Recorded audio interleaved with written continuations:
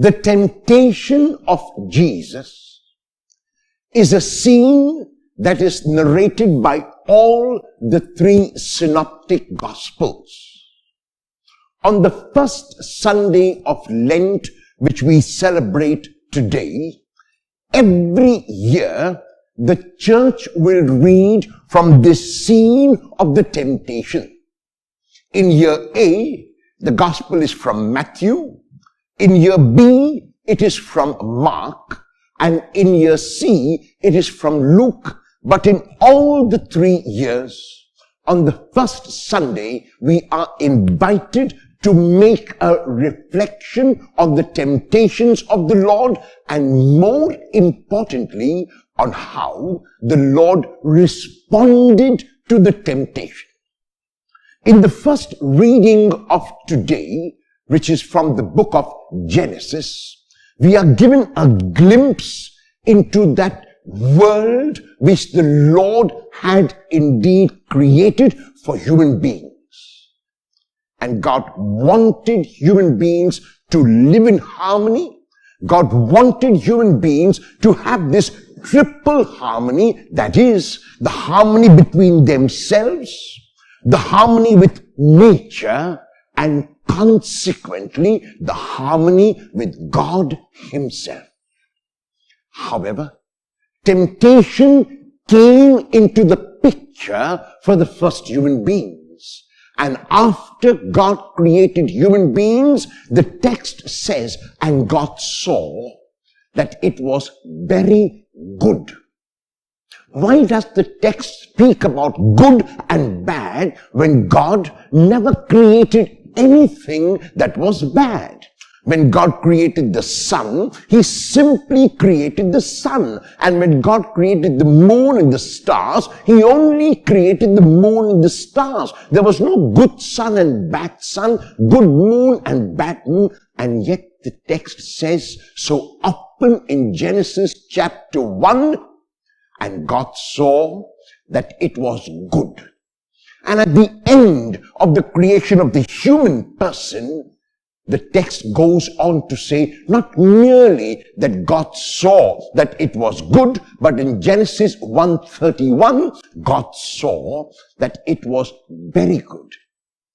The text is giving us a hint of what will come now. And the text is possibly saying that if there is good, you have to be careful that there might be bad. And if there is very good, it is very likely that there will be very bad. And already in Genesis chapter 3, which is part of our text for today, we will realize that it becomes very bad.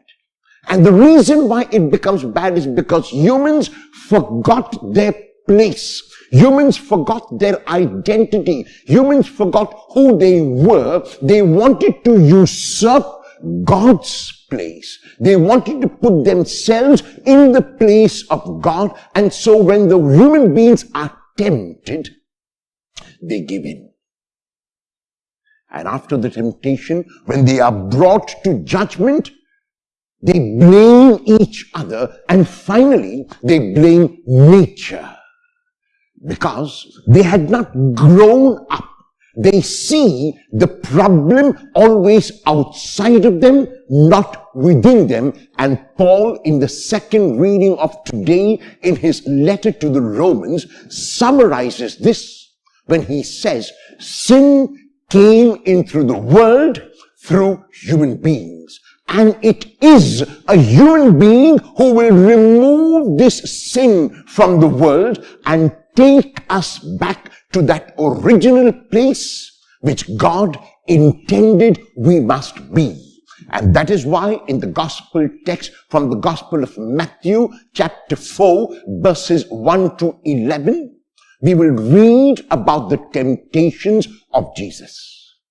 Jesus has gone into the desert after his baptism to make a reflection on whether he can accept this mandate of God, whether he can accept this invitation of God through which he is called to be king, but also to be servant. And he goes into the desert for a period of 40 days. And when he comes back, he is tired, he is hungry, he is fatigued. And so when he is at his lowest, both possibly spiritually and surely physically, the devil comes to tempt him. And the first temptation of the devil is asking God, asking Jesus to work only for himself. Turn these stones into bread. The Lord responds that bread satisfies physical hunger, that bread is external food, but that there is a deeper kind of bread. There is a spiritual bread which goes beyond the physical bread. And so the Lord will not become selfish. The Lord will not become self-centered. The Lord will not try to usurp, as the first human beings did, the place of God, because Jesus knows that the God Father will be God Father and that he will continue to be beloved Son. And so he rejects this invitation, this temptation which the devil gives him to turn stones into bread, to become a selfish and self-centered human being. The devil, however, is persevering. The devil, however, will not give up. And so the devil tries a second time. And the second time is the temptation to be sensational, to be miraculous, to show to the world that Jesus has extraordinary power, because the devil wants Jesus to go to the pinnacle of the temple and jump down from it. And he will not be harmed because he is God's Son. Jesus, however, was very clear all through his ministry that he was not a sensational Messiah. He was not a wonder-working Messiah. He was not a Messiah who merely worked miracles. The miracles were an extension of his work. The miracles were part of his ministry, just like his proclamation in parables was part of his ministry. So the miracles that he worked were also part of his ministry, and Jesus will respond to the devil in a like manner, saying that there is no need for sensationalism. Like the seed grows slowly but surely, so will his ministry be. If people believe in him only because he has miraculous powers, if people believe in him only because they think he's extraordinary, then that faith will remain a superficial faith and at a very, very shallow level. Jesus wants to take people to a deeper faith, to believe in him, to believe in God, not because of the external signs that he will give, not because of the wonders that he will work, but because of the spiritual food that they can keep receiving from him.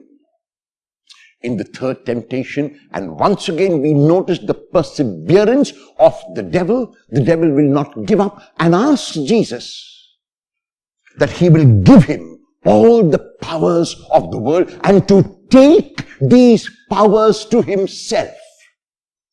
In Philippians chapter 2, verses 5 to 11, in the beautiful Christological hymn, we are told how Jesus emptied himself. Even though he was able to cling to his Godhead, he never clung to that Godhead as something to be grasped, but emptied himself, taking the form of a slave and becoming humbler yet, to accepting death on a cross. And so this invitation of the devil to give Jesus all of the worldly power doesn't make sense to Jesus, because Jesus already has all the power that he will ever need. In our own lives, we are often tempted in a variety of ways.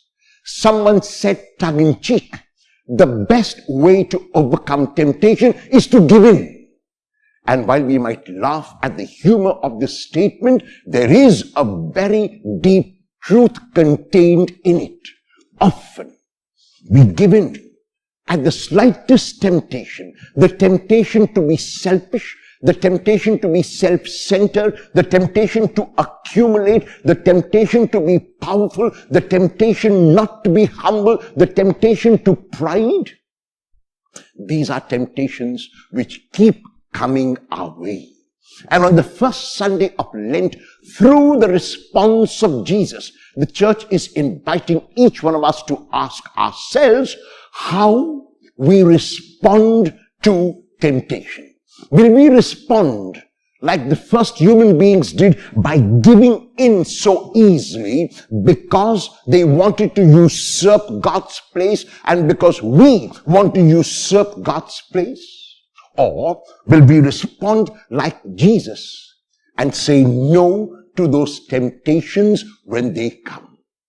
Let us ask the Lord for grace and strength to respond like He did whenever and wherever we are tempted. Amen.